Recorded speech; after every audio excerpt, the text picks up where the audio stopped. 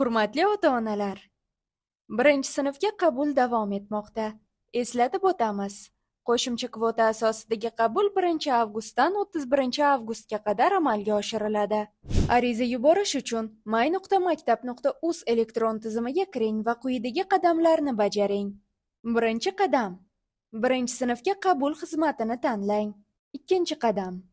Ekranning yuqori qismida joylashgan qo'shish tugmasini bosing. Uchinchi qadam. Farzandingizni tanlab keyingisi tugmasini bosing. To'rtinchi qadam. Ariza shaklini to'ldiring. Kvota turidan qo'shimcha kvotani tanlang. Ta'lim tilini belgilang. So'ng o'qishni istagan maktab joylashgan tuman va maktab raqamini kiriting. Muhim eslatma. Maktab tanlanganidan so'ng qolgan bo'sh o'rinlar qismiga e'tibor bering. Agar bo'sh o'rinlari soni 0 bo'lsa, ushbu maktabga ariza yuborish imkoniyati bo'lmaydi.